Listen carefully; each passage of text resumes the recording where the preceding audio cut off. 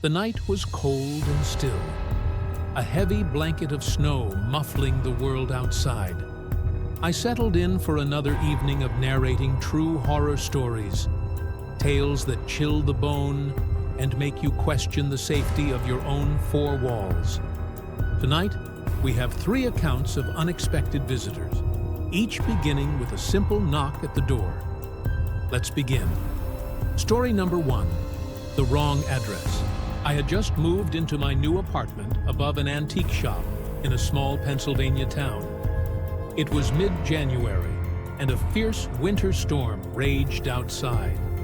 The old building creaked and groaned under the weight of the snow, its aged bones protesting against the cold. I was unpacking boxes in the living room when I heard it. A soft, almost hesitant knock at the door. I paused, wondering who could be out in this weather at such a late hour. The knock came again, more insistent this time. I made my way to the door, my footsteps muffled by the threadbare carpet. Through the peephole, I could see a figure hunched against the wind, their features obscured by a heavy coat and scarf. "Who is it?" I called out, my hand resting on the doorknob. "Sorry to bother you," a muffled voice replied. "I think I have the wrong address. Can you help me?" Something about the voice made me uneasy, but I chalked it up to the lateness of the hour and the storm outside. I opened the door a crack, the chain still in place.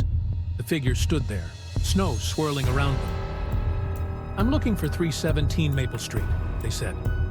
"Is this it?" I shook my head. "No, this is 315. 317 is next door." The person nodded, then paused. "Actually, could I use your phone? My car broke down, and I need to call for help." I hesitated. The request seemed reasonable enough, but something felt off. That's when I noticed it. Despite the howling wind and heavy snowfall, there wasn't a single flake on the person's coat or scarf.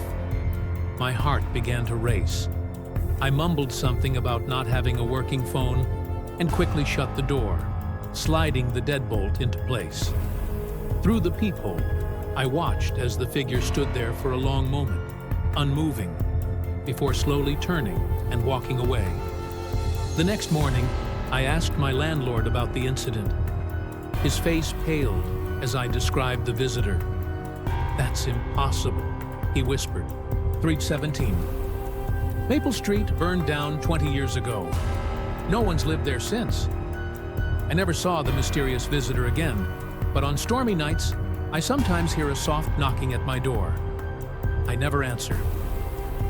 Story number 2, The Visitor at 317. It was finals week at college, and I was burning the midnight oil in my rented house near campus. The place was old and drafty, with creaky floorboards and windows that rattled in the wind. But it was cheap, and that's all that mattered to a broke student like me. I was hunched over my desk, the dim light of my lamp the only illumination in the room. The house was silent, my roommates having gone home for the holidays. Outside, the world was eerily quiet, as if holding its breath. At exactly 3:17 a.m., I heard it.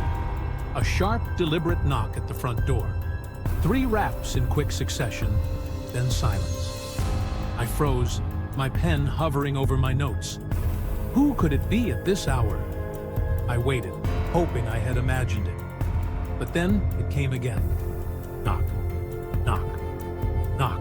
Slowly, I made my way downstairs, each step of the old wooden staircase creaking under my weight. The knocking continued, always in sets of 3, always precisely spaced. I reached the front door, my hand shaking as I grasped the doorknob. Through the peephole, I could see a figure standing on the porch, illuminated by the flickering porch light. It was a man, tall and thin, wearing a dark suit that seemed out of place for the hour and weather. "Who is it?" I called out, my voice barely above a whisper. The knocking stopped. The man tilted his head as if listening intently. Then, in a voice that sounded like dry leaves rustling, he spoke. "I have a message for you." Please, open the door." A chill ran down my spine. I didn't recognize the voice, and something about his demeanor felt deeply wrong. "What kind of message?" I asked, stalling for time. The man's head snapped up, his eyes meeting mine through the peephole. They were completely black, like empty voids.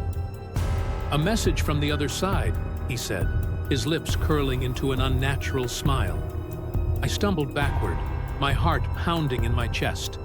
The knocking resumed, louder and more frantic this time. I ran back upstairs, locking myself in my room and calling the police. By the time they arrived, the man was gone. The officers found no footprints in the freshly fallen snow on the porch or the yard, but on the door, scratched deep into the wood, were 3 words: "I'll be back."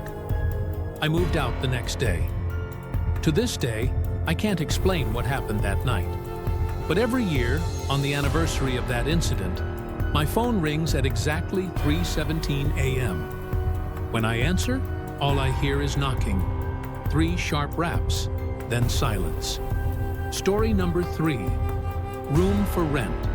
I had just started my first job out of college and was desperate for affordable housing. When I saw the ad for a room for rent in an old house on the edge of town, I jumped at the opportunity. The price was too good to pass up, even if the location was a bit isolated. As I pulled up to the house, I felt a sense of unease. The yard was overgrown, the paint peeling off the weathered siding. The porch light flickered weakly, barely illuminating the worn steps leading to the front door. I knocked, and after a long moment, the door creaked open. An elderly woman peered out, her rheumy eyes regarding me with suspicion. "You're here about the room?" she asked, her voice thin and reedy. I nodded, and she beckoned me inside. The hallway was narrow and dark, lined with faded wallpaper that might have been cheerful once. An odd, musty smell permeated the air, and I could hear the house settling around us, groaning like an old man with arthritis.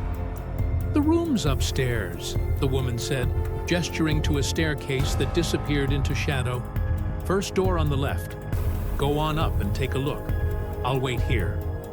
Hesitantly, I made my way up the stairs, each step creaking ominously under my weight.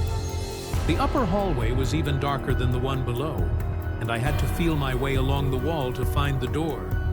The room itself was small but tidy, with a single window overlooking the overgrown backyard. As I inspected the space, I noticed something odd. There were scratch marks on the inside of the door, as if someone had desperately tried to claw their way out. A chill ran down my spine, and I turned to leave. That's when I saw it. A face, pale and gaunt, peering at me through the window. Our eyes met for a brief, terrifying moment before it vanished. I raced downstairs, my heart pounding.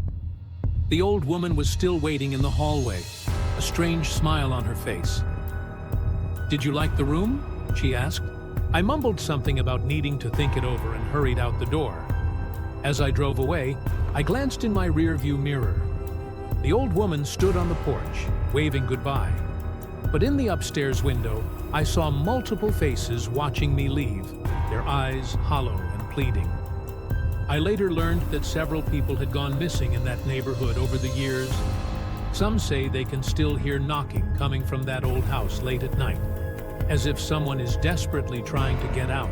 And there you have it. 3 true stories of unexpected visitors and the terror that can lurk behind a simple knock at the door.